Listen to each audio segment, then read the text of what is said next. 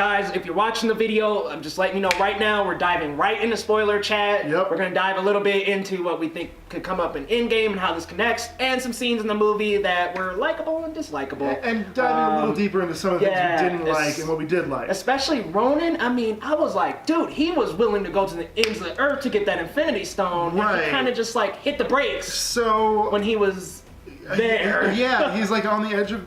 Again, if you've seen it, great. If you haven't, you don't mind spoilers, great. Also, he's basically on the edge of Earth with the Tesseract. Yeah. Like, the Tesseract shows up, and this is big, big stuff for the MCU in terms of the universe. And he comes right to the edge of it, and then he bounces. Yeah. I mean, to be fair, Captain Marvel...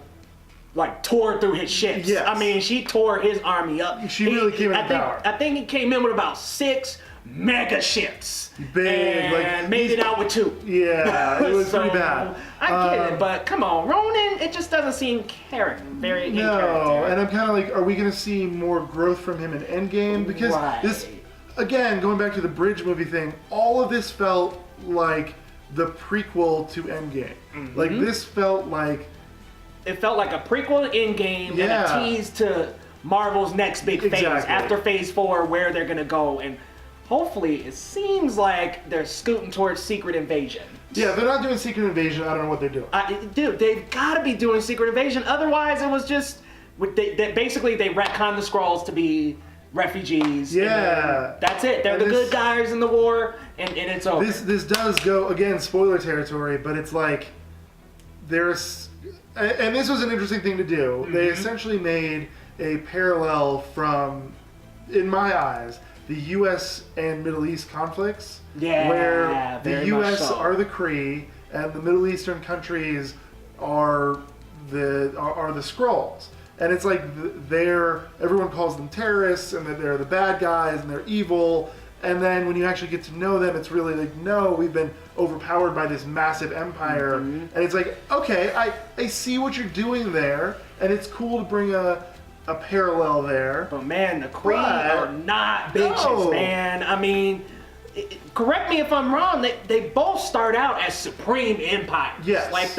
And the Skrulls are traveling, they're not as good. Like, it would be like taking Empire from Empire Strikes Back and saying, well, hold on, when we get closer to Darth Vader and the Emperor, they're actually are really lovable, really lovely, like, and you can really sympathize with the stormtroopers' plight. And they're they're trapped, and we've got to save the stormtroopers. Yeah. Like, they just blew up their doesn't Death feel Star, right. man. Like, it's I will say though, it is genius as hell if they did all this to plant different Skrulls on planets. Yes. Now, if they're traveling around looking for a home, and slowly numbers start dwindling, but nobody notices, and they're just planting Skrulls, that would be the perfect intro for Secret Invasion. It would make a lot of sense, because the Skrulls are, in the comics, are super devious, super, messing with genetics behind everybody's back. Sneaky. They're super sneaky, and that's one of their skills.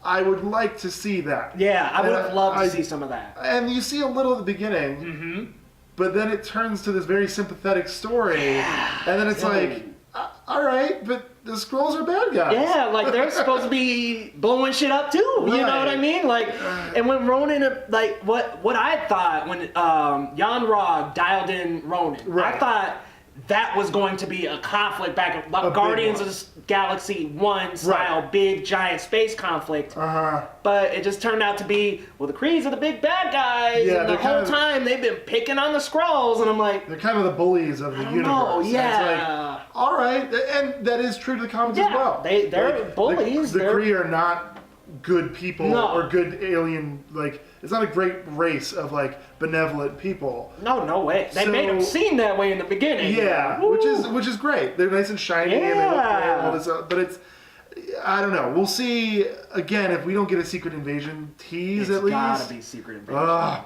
Gotta be. I want to see it. I just want to see it. I gotta ask you this, and then we'll give our overall scores. Yes.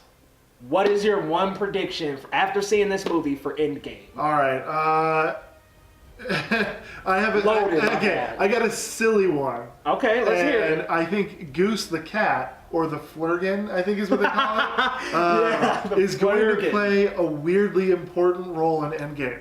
Because I believe, now this is a memory pull, that in, I think, Winter Soldier, there's a cat in Captain America's apartment that looks exactly like Goose. So my theory is that Goose has been around this whole time with Nick Fury and somehow plays a critical role in Endgame. Yeah, that's my silly theory. Like Goose comes to the rescue. Yeah, like the cat saves us instead of us saving the cat. Yeah.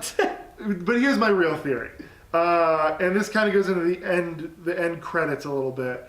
My theory is that the Kree are going to be the difference maker against Thanos. You're going to get the accusers, not just Ronin, but all of them. The stacked army. Minerva's coming back. Yanra's coming back. You're going to get the weight of the Kree Empire coming against Thanos. Yeah. And that's going to be a little bit of the difference that's made. And it's going to at least take Thanos' armies and legions and destroy them and take them away so that our heroes can kind of duke it out one-on-one with Thanos. Do you think, so in that case, do you think Ronin's coming back? Definitely. And I think Ronin will have a redemption moment. Yeah, for sure. I think after we saw Red Skull come back, it's like, okay, these stones may not be actually killing people like we thought. And I will also say that the Supreme Intelligence thing, where you get hooked up to the AI, takes you a different world, that felt like the Soul Stone. It felt like something where they're teeing up this idea of going somewhere else, talking to people, maybe being in another plane. Maybe the Supreme Intelligence is the one that is able to tap into the Soul Stone. I don't know, but there's something there. There's a parallel there, and I'm like, the Kree have to come. Like, come on, Kree, get in here. Get involved. Yeah. Like, you guys were... And see, that... One more negative. That was one more negative about the movie, is that they were just so heavily involved, and I'm like, but are we going to get that much of them? Yeah. So we'll just have to wait and see for Endgame. Yeah, I think they're coming in. I think one of these characters... Yeah, what's your prediction? I think Ronin/Hawkeye is the mole. I think he is he's the Skrull. I think he's the Skrull. Interesting. I think he's been hiding away, or maybe he even disappeared. Maybe he's not even, maybe he's still on his farm hiding away. Who knows? But I don't think that's him. It can't be that simple. I don't think so. It makes a lot of sense. And think about it. If Hawkeye went away and then all of a sudden he comes back and he's like got some new power kind of thing. And they can't remember too far back from when they evolved. So I wonder if they're only gonna dance around what happened recently. So they a Skrull could easily sneak in there and make their way and take the recent memories and remember Cap, all of them. I mean, he could just plant himself there. It would be really wild if we found out that Hawkeye, through the entire Avengers thing, was actually a Skrull. Yeah, like what if before Avengers, when he got taken over or whatnot, they actually just killed him, and then a Skrull came in, took his place. Or even put him in a galactic prison where something. Right, but I think it could be him. Yep. I don't see it being Cap. I could see it being Black Widow.